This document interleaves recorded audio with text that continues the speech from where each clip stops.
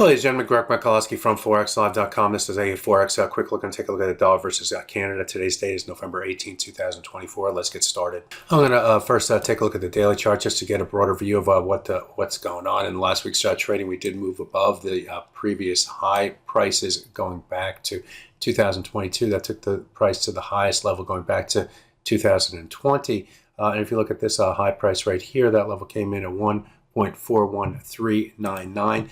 The high price in trading last week reached 1.4105. So still about 34 pips away from the next target up here. But still, nevertheless, running away to the upside from that break last week above the 1.3978 level. So buyers are obviously in firm control in this currency pair. Let's look at the hourly chart. And here is at 1.3978 level. And you can see in last week's trading, we moved above it here and then came down to test the level right here before moving back to the upside and trading higher on Thursday, trading higher on Friday. In trading here today, the high price today came up short of the high price from Friday. And we've seen a rotation back to the downside. So there is some consolidation, some correction seen in the price in trading here today. On the downside, we're still a bit of ways away from the 100-hour moving average, near 1.40196, with the current price trading at 1.4069. So about 50 pips away from that rising 100-hour moving average.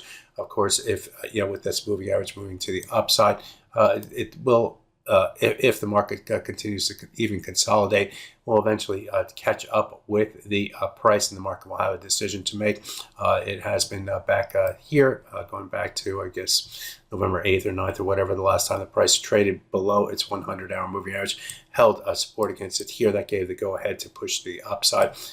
Here is the closest it got to that 100-hour moving average before the market started to accelerate to the upside. So big buying over the end of last week, and now we're seeing a little bit of a correction on the downside. Let's just take a look at the 5-minute chart for giggles to see what that is telling us. And you can see in trading here today, we tried to stay above the 100-200 bar moving average on the 5-minute chart, but then fell back below that level and used those moving averages as resistance right here before moving to the downside. So on the top side, we probably need to move above the 140.84 to 88 level to